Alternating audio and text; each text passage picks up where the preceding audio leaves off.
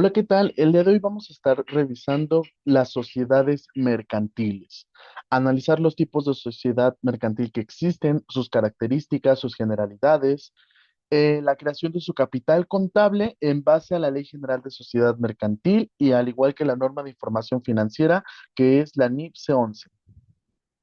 Para ello tenemos que saber qué es una sociedad mercantil en este caso. Una sociedad mercantil es un ente económico formado por un grupo de personas, los cuales le vamos a denominar socios accionistas, y estos van a perseguir un fin en común con un carácter preponderantemente económico. Ese ente económico que ellos crean, digamos de sociedad o empresa, va a poseer personalidad jurídica propia. Y esta personalidad jurídica propia que tenga la empresa será independiente a la de los socios o accionistas. Y el objetivo de todo esto es alcanzar el fin para el que fue creado la empresa. Al ser un ente con personalidad jurídica propia, esto nos da a entender que es independiente de los socios o accionistas para todos sus actos y contratos, por lo que la sociedad puede ejercitar sus derechos y contraer obligaciones a través de sus legítimos representantes. Vamos a ver cuáles son las sociedades reconocidas por la Ley General de Sociedades Mercantiles. Y en el artículo 1 de la Ley General de Sociedad Mercantil encontramos 7 tipos de sociedades. Ojo, es importante mencionar que para todo este video estaremos mencionando 3 leyes: Ley General de Sociedad Mercantil, Ley General de Sociedad Cooperativa y la NIF, Normas de Información Financiera. Procediendo con el tema, nos menciona el artículo 1 de la Ley General de Sociedad Mercantil 7 tipos de sociedades que reconoce esta ley. La número 1, sociedad de nombre colectivo. La número 2, sociedad de comandita simple. La número 3, sociedad de responsabilidad limitada. Número 4, sociedad anónima. Tenemos la número 5, sociedad en comandita por acciones. La sexta, que es sociedad cooperativa. Y la séptima, sociedad por acciones simplificada. Bien, vamos a ver un poco de sus generalidades de cada una. La SRL o Sociedad de Responsabilidad Limitada se constituye entre socios que solamente están obligados al pago de sus aportaciones. No tienen títulos negociables, sin que las partes sociales pueden estar representadas por títulos. Al igual que no hay más de 50 socios y su capital social será el mínimo que establezca en el contrato social, y este mismo capital se dividirá en partes sociales de valor y categoría desiguales al múltiplo de un peso. Su constitución o aumento de capital podrá llevarse a cabo mediante suscripción pública, o sea, notario público. La sociedad anónima o SA nos menciona que existe bajo una denominación y se va a componer exclusivamente de accionistas cuya obligación se limitará al pago de sus acciones. Va a tener como 2 accionistas mínimo con una acción por lo menos. El contrato social establezca el monto mínimo del capital social y que esté íntegramente suscrito, al igual que su constitución, por compadecencia ante notario público o por una suscripción pública en el registro público de comercio. Tenemos que el capital social, sin modificación como se haya estipulado en el acta. O sea que ese capital para la SA tiene que estar estrictamente estipulado en su acta, ya sean acciones, ya sean acciones suscritas, su naturaleza, al igual que tienen que incluir el valor, cuántas son, entre otras descripciones. Tenemos la CB, la cual el capital variable, en este caso, capital que puede sufrir aumentos o disminuciones sin más formalidades que las que marca la ley. Todo aumento debe llevarse en el libro de registro que lleve el asocio o el socio. Se regirán por las disposiciones que corresponden a la especie de la sociedad de que se trate. Su constitución deberá contener además las condiciones que se fijen para aumento y o disminución de capital social. Y en este caso puede ser una SA, Sociedad Anónima de Capital Variable, o una SRL de Capital Variable y comandita por acciones, o un capital, y el mínimo que no podrá ser diferente a la que fije los artículos 62 y 89 que nos estipula la Ley General de Sociedades Mercantiles. También tenemos en este caso la SCC, que es la Sociedad de Comandita Simple, que es una sociedad en comandita, siempre se necesita un mínimo de dos socios, un comanditado y otro comanditario. No existe un límite máximo de socios en general. Aquí es la diferencia de la sociedad de comandita simple.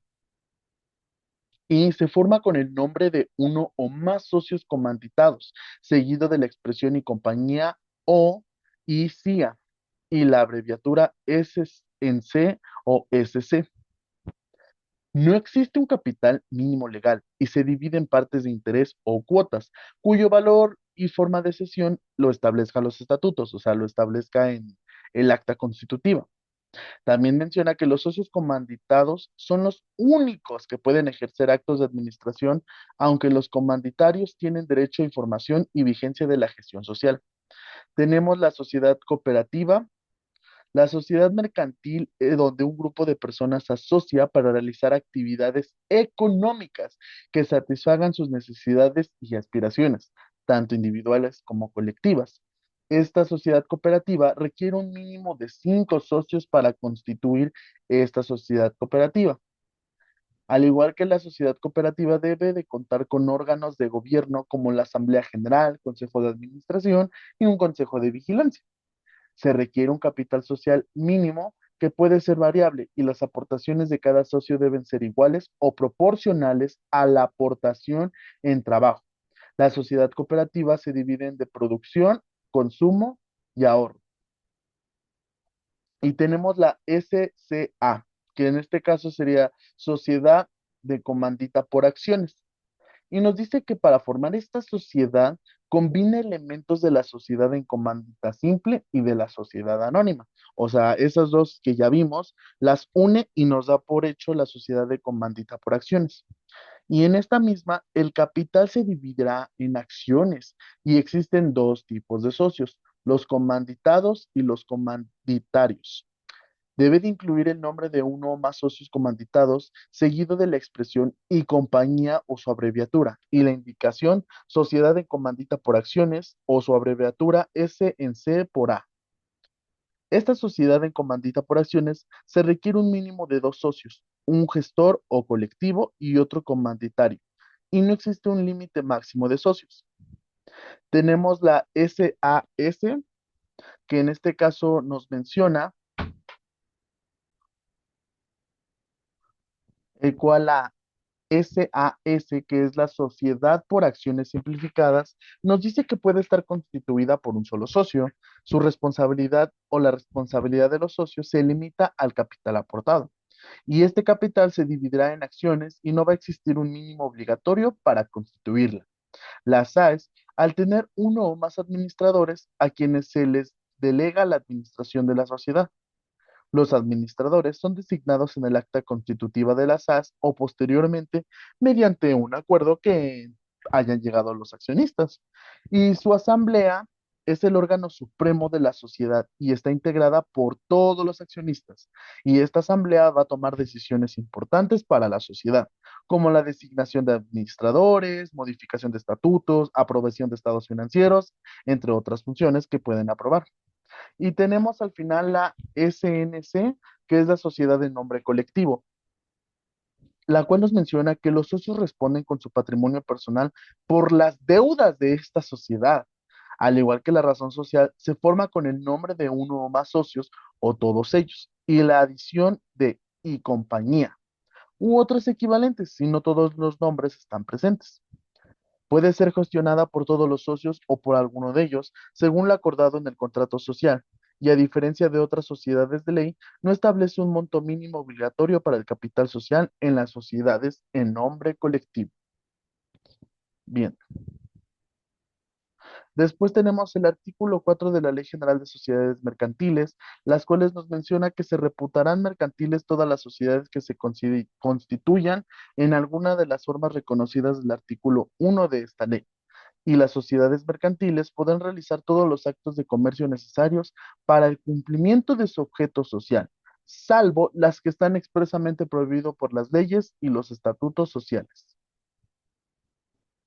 Algunos lineamientos que tienen las sociedades mercantiles a la constitución o al momento de que se creen, el artículo 5 nos menciona. Las sociedades se constituirán ante notario y en la misma forma se harán constar con sus modificaciones.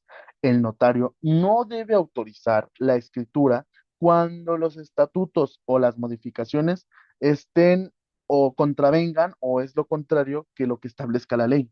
Si el notario detecta que no cumple con los requisitos que debe de tener este estatuto o esta escritura, no lo debe de aprobar. Ahora, ¿qué debe de contener esta escritura o cómo debemos de saber qué es lo que debe de contener?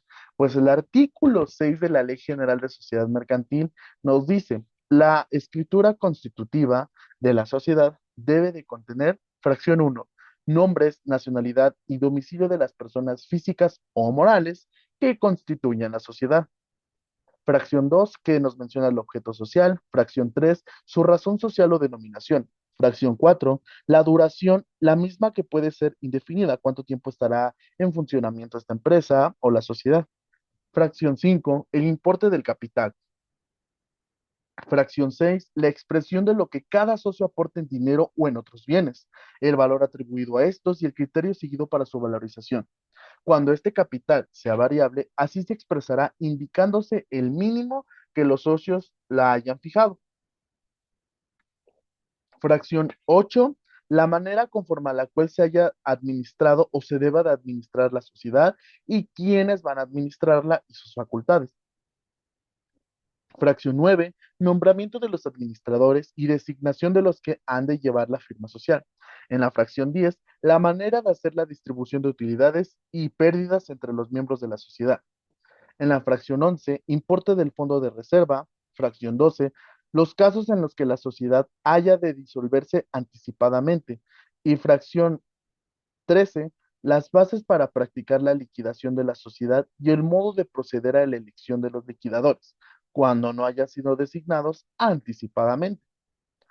Y estos requisitos que menciona este artículo y las demás reglas que establezcan la escritura es lo que debe de cumplir para la organización y el funcionamiento de esta sociedad, al cual se va a constituir según los estatutos de la misma asamblea, de la misma sociedad. Debemos de saber qué son las acciones. En este caso, acciones es la parte alicuota, o sea, la forma que parte de un todo, ya sea subdivisión o porción de un todo, es la parte alicuota en que se divide el capital de una sociedad. El artículo 111, perdón, de la Ley General de Sociedad Mercantil menciona que las acciones estarán representadas por títulos nominativos que servirán para acreditar y transmitir la calidad y los derechos de socio. Ahora, ¿cuáles son los tipos de acciones que existen? Tenemos acciones con valor nominal, cuyo valor aparece indicado en el propio título. Acciones sin un valor nominal, que son las que omiten su valor, así como el importe que tienen para el capital social. Las acciones pagadas en numerario, que son las que se pagaron en efectivo. Acciones en especie o de aportación. Esta nos hace referencia a las que se pagan con bienes distintos al numerario y que por lo mismo deben quedar en custodia de la sociedad durante 2 años. Y esto será hasta que se determine el valor que fueron aportadas y que no sea inferior del 25%. La aportación o la acción en especie puede ser, por ejemplo, que un socio llegue y diga, yo no tengo dinero, pero tengo 5 vacas, o yo no tengo dinero, pero tengo una camioneta del año, no tengo dinero, pero tengo un mueble que vale más de 20,000 pesos. Después nos menciona las acciones pagaderas, que son aquellas cuyo importe no ha sido íntegramente exhibido por lo que debe de ser nominativa. Tenemos acciones liberadas, aquellas cuyo importe ha sido íntegramente exhibido. Acciones sencillas y múltiples, que son los títulos que comprende una o varias acciones. Están acciones comunes o ordinarias, que son aquellas que confieren a sus tenedores iguales derechos y deberes. Es decir, que su tenedor tendrá el derecho a un voto de capital y a utilidad dentro de lo que fijen los estatutos. Están las famosas acciones preferentes o privilegiadas, y estas son las que se otorgan a sus tenedores privilegios especiales, ya sea en el aspecto patrimonial o en bien cuanto al derecho de voto, lo cual dependerá de lo pactado por los socios. Y respecto a estos títulos, pueden hacerse muchas combinaciones. Sin embargo, las más comunes es otorgar prerrogativas en la aplicación de utilidades y preferencia en la liquidación del haber social. Están las acciones convertibles, que por cada regla general son acciones preferentes convertibles las que se otorguen inicialmente prioridad a sus tenedores, pero que después de transcurrir un tiempo, estas se van a cambiar por una acción común. Tenemos las acciones en tesorería, las que tiene disponible una sociedad de capital variable, o sea que son acciones pendientes de suscribir y no se han suscrito. Bien, ahora veremos los tipos de asamblea.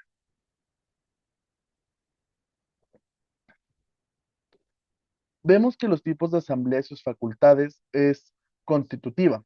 Son las que tienen como objeto la constitución de la sociedad, nombrar administradores, comisarios y encargados de comprobar los bienes aportados a la sociedad que corresponda o que sea responsable de convocar la asamblea. Tenemos la asamblea ordinaria y esta se establece para aprobar el balance general anual y aplicación de los resultados. Y estas se deben realizar cuando menos una vez al año. Tenemos la asamblea extraordinaria, que son aquellas cuyo objeto es modificar estatutos de la sociedad, protocolizar ante notario público y inscribirla en el registro público de comercio. Tenemos las especiales, las cuales van a celebrar las acciones que formen de una categoría distinta al resto de los socios, o sea, los preferentes, y realiza con el fin de acordar, aceptar o rechazar cualquier disposición que pueda perjudicar a los socios. Y todas estas actas o estos tipos de asambleas se deben registrar en el libro correspondiente, debiendo de ser firmadas por el presidente, ya sea el secretario de la asamblea, y por los miembros del Consejo de Vigilancia. Ahora veremos a fondo el capital contable, la NIF C11. Veremos que la NIF C11 es el valor residual de los activos de la entidad una vez deducidos todos sus pasivos según NIF C11. Al igual que también encontramos la definición que es la diferencia entre activo y pasivo y representa los recursos propios que dispone una sociedad para sus operaciones. Esto que nos da a entender que el capital social será aquel, aquí nos menciona una resta, aquí es activo menos pasivo igual a capital, o también la diferencia entre activo y pasivo y representará lo que la empresa dispone para sus operaciones. Encontramos esta fórmula: activo es igual a pasivo más capital, que es en este caso acá. O también encontramos activo menos pasivo igual a capital, que es lo que mencionaba acá. Vamos a ver su clasificación de esta NIPSE 11 o la clasificación que recibe el capital contable, mejor dicho, correspondiente a la NIPSE 11. El capital contable se divide en dos: capital contribuido, capital ganado. El capital contribuido es aquel que lo integra aportación de los propietarios recibidos por la entidad y el monto de otros instrumentos financieros emitidos por esta entidad y se va a calificar como capital. En este lado tenemos algunas cuentas por mencionar de capital contribuido, que podemos ser capital social, aportación en especie, aportación para futuro aumento de capital, acciones preferentes, prima en emisión de acciones u otros instrumentos financieros de sustancia económica que sean de capital. Por otro lado, tenemos el capital ganado, el cual será el que incluya los saldos de las utilidades acumuladas, incluyendo las retenidas en reservas de capital, ya sean las pérdidas acumuladas o en su caso otros resultados integrales acumulados. Y el capital ganado se dividirá en reserva de capital o resultado del ejercicio. ¿Cuáles son las normas de presentación del capital contable? La presentación de los diferentes conceptos que integran este capital se debe hacer en el estado de situación financiera o en el estado de cambios de capital contable, al igual que en las notas a los estados financieros, para que se muestren cada uno de ellos con base a su importancia relativa, incluyendo en primer lugar los que forman el capital contribuido, seguido de los que integran el capital ganado. Algunas normas de revelación del capital contable, según IFSE 11, menciona que por cada clase de acciones, toda la información referente a la misma, restricciones, si es que las existieran, y otras situaciones que afecten al capital contable con motivo de disposición legal, acuerdos entre propietarios, contratos de préstamo o de alguna otra índole. Tenemos efectos en el capital de reestructuración de la entidad. Otra norma de revelación de capital son los impuestos a los que está sujeta la distribución de utilidad y los reembolsos de capital. Descripción de la naturaleza y propósito de cada reserva. Descripción de las medidas de los propietarios cuando las pérdidas afecten sustancialmente el monto del capital. Tenemos aportaciones para futuros aumentos de capital con sus características. Ahora, algunos conceptos de capital. ¿Qué es el capital autorizado? Es el capital máximo que se puede emitir o que la sociedad podrá emitir y ese monto se fija en el acta constitutiva. De esta manera, cuando el capital suscrito haya alcanzado ese límite y que la sociedad requiera nueva aportación o más aportaciones para que pueda operar normal, será necesario convocar a una asamblea de socios para acordar reformas sobre la escritura constitutiva. El capital emitido es aquel que forma parte del capital autorizado y sus acciones pueden ser suscritas o puede ser una parte o un total del capital. Tenemos el capital común ordinario, que es la parte de capital de una sociedad de acciones cuyo título confieren a sus tenedores iguales derechos y deberes. También tenemos el capital preferente o privilegiado, y es esta parte del capital que va a conferir a sus tenedores privilegios especiales respecto al patrimonio, derecho de voto y administración de la sociedad. Tenemos el siguiente concepto que es capital suscrito. Este capital suscrito será el importe que se suscribe y se refiere a la promesa de pago que los socios harán o que los socios hacen. Es como una promesa de palabra, de pago de las aportaciones por parte de los socios o accionistas. Y por este motivo es un sinónimo de capital aportado. Pero ojo, no porque sea capital suscrito ya es capital social, para nada. Capital suscrito lo está diciendo en esta parte, es la promesa. Y más adelante en capital social lo veremos. Capital suscrito será solamente la promesa de que los socios aportarán algo, mas no por eso ya es capital social. Mucho ojo. Nos quedamos en que el capital por suscribir es el que está pendiente de colocar entre futuros inversionistas o socios. Otro concepto, las exhibiciones decretadas. Y son aquellas a las que se refiere la suma que debe pagar los accionistas de una sociedad como parte del precio de las acciones o de los accionistas suscrito por ellos. Y es el importe del capital que la Asamblea de Accionistas decreta al exhibir una fecha determinada en virtud de acuerdos tomados por el Consejo de Administración o por la misma Asamblea. Tenemos el capital exhibido o pagado, el cual es aquel que los socios efectivamente hayan liquidado y que puede ser igual o menor al capital suscrito. Todo el capital mínimo debe ser pagado en efectivo. El resto de capital pendiente de exhibir se hará por medio de exhibiciones decretadas, las que deberán ser pagadas en efectivo o en especie en las fechas y montos previamente establecidos. Tenemos este concepto que es de suma importancia de aquí en adelante para la resolución de algunos casos prácticos. Capitalización. La capitalización consiste en tomar parte de las ganancias para incrementar el capital social o capital propio. Las ganancias pueden provenir del uso del capital propio o más de capital ajeno, alguna deuda. Y en cuanto mayor sea el porcentaje de capitalización y mayor la frecuencia de la misma, más rápido crecerá la empresa. ¿Qué es capitalización? En pocas palabras, pongamos un ejemplo. Cuando una empresa llamada El Patito, y El Patito está constituido por 5 socios y tengan un proveedor, en este caso, de medicinas, pero también de un lado tienen un acreedor de pastillas o de pomadas. Con su acreedor de pastillas, el acreedor, en este caso, para la empresa, representa una deuda. O sea, la empresa tiene que pagar por esas cremas, ¿no? Pero la empresa le dice al acreedor, oye, ¿qué crees? No tengo para pagarte. Entonces el acreedor le va a decir, ok, tú me debes.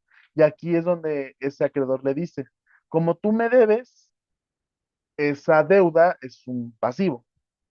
¿No? Esa deuda es un pasivo para nosotros como empresa, el patito. Entonces el acreedor le dice, tú me debes y yo quiero que me vas a pagar de esta forma, no quiero ya que me pagues, sino que me hagas socio o accionista de tu empresa. Entonces, esa deuda ya no se convierte en deuda, sino se convierte en una aportación para futuro aumento de capital, la cual es una AFAC, digamos así, más adelante lo vamos a ver, y esa aportación para futuro aumento de capital se queda en deuda, la cual aquí viene, aportación para futuro aumento de capital. Siguiendo en el ejemplo, como entonces el acreedor le dice eso, a nosotros como empresa aceptamos, decimos va, va, va, y ese dinero que le debíamos ya lo sacamos, mejor dicho, va a seguir en el pasivo, pero ya no va a estar en acreedores o cuentas por pagar, sino estará en la parte de AFAC, que es esta, pero en la parte de pasivo. Aportación para futuro aumento de capital, pasivo. El cual, esta definición nos dice que las aportaciones para futuro aumento de capital se clasifican en capital contribuido y pasivo, que es el ejemplo que les acabo de mencionar. Y para que este capital o esta aportación se considera aportación, dependiendo si cumple con ciertos criterios que hacen susceptibles al ser capitalizados. Si se cumplen estos requisitos, se reconocen como parte del capital contribuido y de lo contrario, si no cumple con requisitos, se registrará como un pasivo. Volviéndonos al ejemplo de la capitalización, entendimos que capitalización es cuando nosotros tomamos una deuda, y aquí lo dice, tomar parte de alguna ganancia para incrementar en nuestro capital. Y esas ganancias puede provenir del uso de capital o de un capital ajeno, que el ejemplo que les di es una deuda con un acreedor, o un capital propio. ¿Qué es esto? Cuando un socio nos quiere hacer una aportación, que es lo de acá. Cuando el socio hace la aportación, tiene que cumplir con estos requisitos. Según la NIPSE 11, párrafo 42.4.1, dice que las aportaciones se clasifica como capital contribuido cuando cumple estos requisitos. Vamos a verlos. Compromiso de capitalización, que en pocas palabras, el que lo esté aportando diga que es para futuro aumento de capital. El siguiente punto dice que no son reembolsables, o sea, lo que el socio aporte no debe ser susceptible a devolución de ese socio. Especificación de acciones, o sea, que la aportación que haga ese socio debe de tener un número de acciones forzosamente y que se entregará a cambio de la aportación. Y también dice que esa aportación no debe de tener un rendimiento fijo, ya que las aportaciones no deben generar un rendimiento fijo mientras no se capitalice. Si cumple con esos requisitos, será una AFAC, así es la abreviación, de capital. Pero si es una FAC y no cumple con ningún requisito, de entrada, si viene del lado de las deudas, como lo dice acá, de capital ajeno, pero de esa deuda nos menciona o cumple con los requisitos, se va a una FAC o una aportación para aumento de capital de mismo cuenta de capital. Y aquí nos dice, se clasifica como capital, debe cumplir con esos requisitos. Tomando la deuda que tenía o el ejemplo que les decía del acreedor, como el acreedor dijo que quería ser socio, entonces su aportación pues se va a ir para capital. Pero si el socio, en este caso el acreedor al que le debemos de de las cremas, nos dice que en un punto quiere que se le devuelva, ya no cumple con ninguno de estos, no cumple ya, o no cumple al menos con este, no reembolsable. Si el acreedor nos dice que se le devolverá después, entonces no se puede considerar una FAC de capital, sino una FAC de pasivo y se va a ir a pasivo. Saldrá de la deuda y se va a ir a FAC, pero de pasivo. Seguirá en el pasivo, pero ya no como deuda, sino como AFAC. ¿Por qué? Porque como el señor acreedor dice que se le devuelva, pues aquí dice que para que se considere AFAC de capital, no tiene que ser reembolsable. Retomando un poco o recapitulando. Para que la FAC se considere como capital, tiene que cumplir con estos cuatro. Si no cumple uno, va para atrás. Si no cumple dos, va para atrás. Si no cumple tres, va para atrás. Si no cumple ninguno, pues va para atrás y se considera AFAC de pasivo, que más adelante en casos prácticos se verán reflejado esas aportaciones.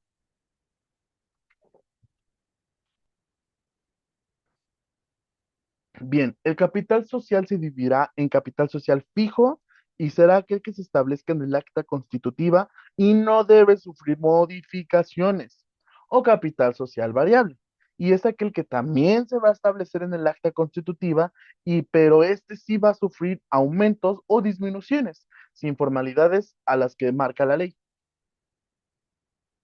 Ahora, veremos otra cosa que es de suma importancia para este video. El estado de cambios en el capital contable NIF B4. Definición. El objetivo de esta NIF es establecer las normas generales para la presentación y su estructura de dicho estándar, requerimientos mínimos y su recaudación.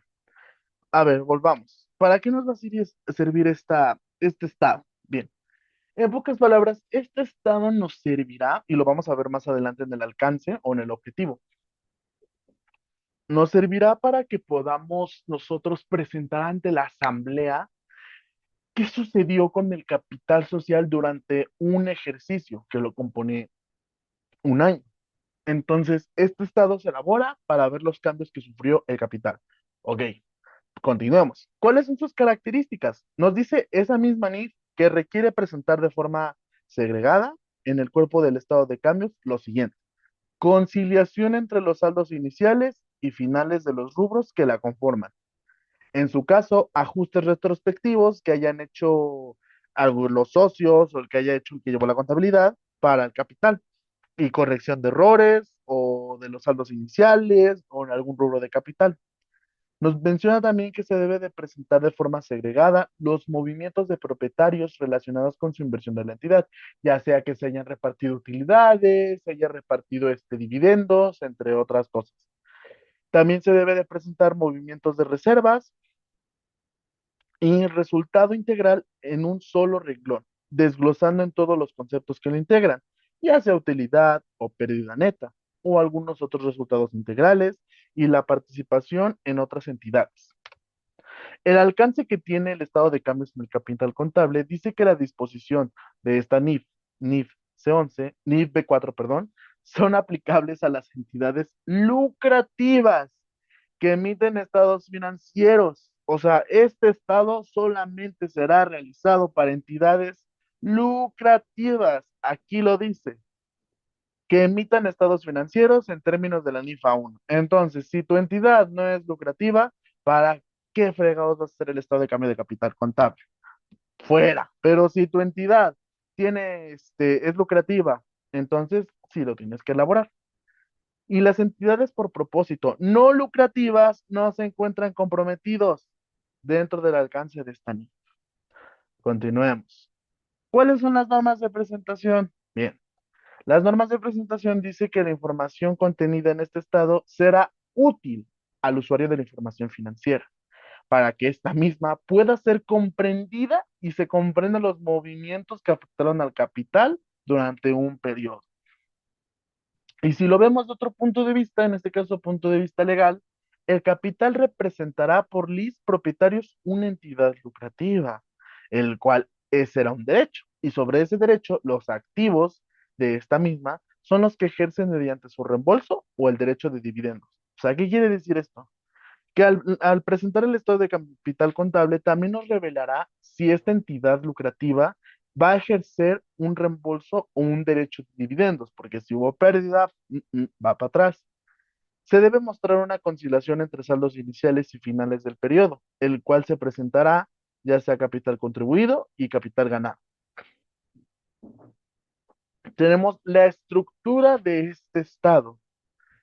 ¿Cómo se va a presentar o qué características tiene o qué contiene, mejor dicho, este estado o este estado de cambio de capital contable? La misma NIFSE B4 dice que el estado de cambio de capital contable se debe de presentar en forma segregada y por cada periodo por los que se presente los importes relativos en su caso: saldos iniciales de capital contable, ajuste por aplicación de retrospectiva por cambios contables y corrección de errores, saldo inicial ajustado, movimiento de propietarios, movimiento de reservas, resultado integral y el saldo final del capital contable. Para entender esto, vamos a ver un ejemplo. Bueno, antes de eso, tenemos que saber cada cuándo se presenta.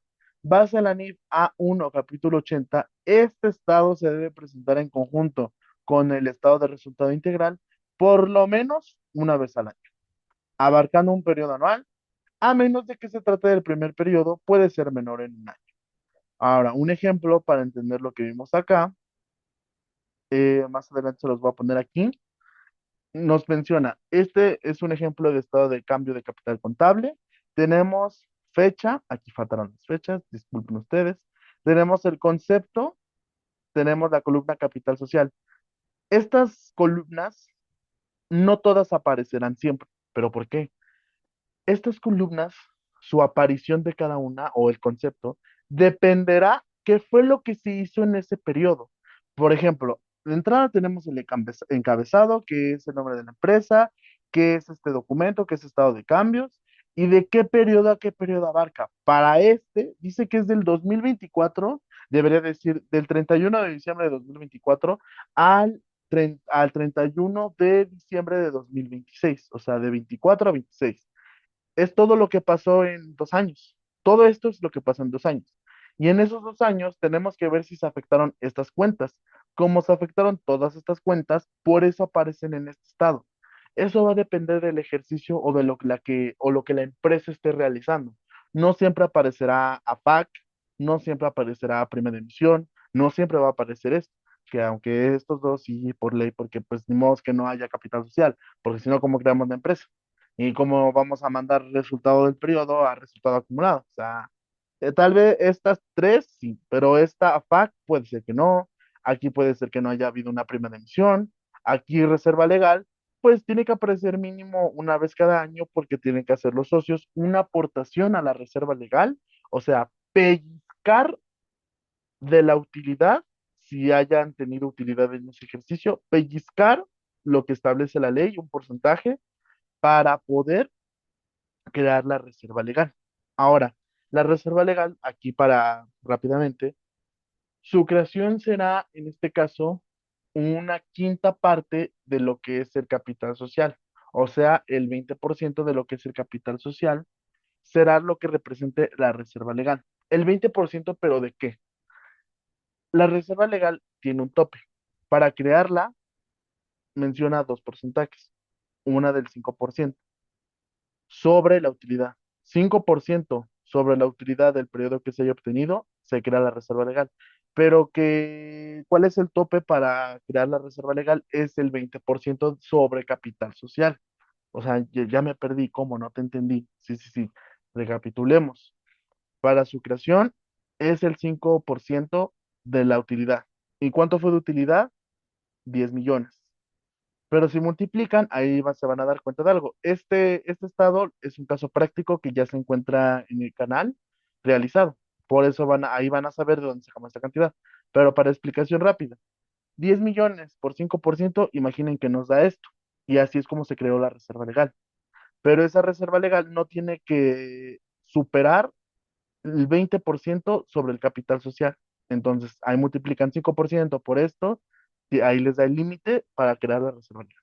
Bueno, dicho eso, volviendo al tema del estado de cambios, aquí es como podemos ver, se presenta el estado de cambio de capital contable, tenemos los conceptos, el capital social, de forma por filas, que nos menciona los saldos por filas de cada periodo, los conceptos de lo que sucedió en cada periodo, el resultado de 2024, porque empieza en 2024, pero ese sería el saldo inicial.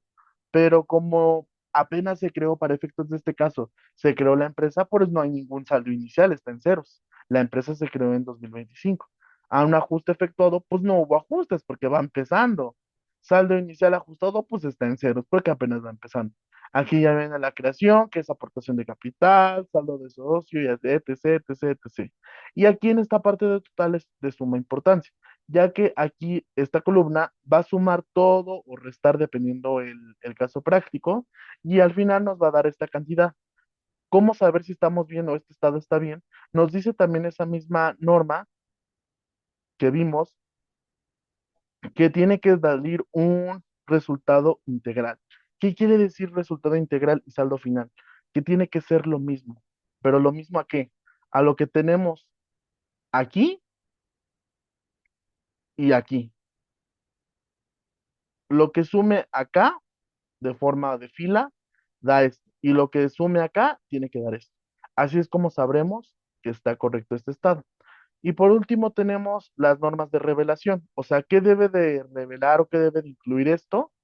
Nos dice que la entidad debe de revelar en notas a las entidades financieras importe de dividendos distribuidos en el periodo, cómo se pagó y dato de dividendo por acción, movimiento de reembolso del capital efectuado en el periodo o alguna descripción de cómo se efectuó la aportación de capital del periodo. Aquí importe la primera, importe de dividendos distribuidos. Aquí en este estado dice que hubo repartición de dividendos. Y aquí nos dice pago de dividendos y esa norma nos dice que tenemos que especificar cuánto y ponerla donde corresponda. El otro punto también nos menciona movimiento de reembolso de capital. Da a entender si algún socio se fue o algún socio solicitó su capital. En este caso tenemos aquí un ejemplo. Salida de socio Alex y tenemos que se restó de capital social esta cantidad. Posiblemente esta sea su aportación. Repito, este caso ya está hecho y ya está en el canal para que lo vayan a ver. Y el último punto dice una descripción de cómo se efectuaron aportaciones de capital periodo. Esa descripción irá en esta parte, el cual nos va a dar como un resumen de todo lo sucedido aquí, de todos los movimientos que se realizaron durante estos periodos. Y con esto estaría finalizando lo que es la sociedad, las sociedades mercantiles, abarcando desde la NIF C11, que es el capital social, y por último la NIF B4, que es el estado de cambios en el capital contable. Muchas gracias por ver el video.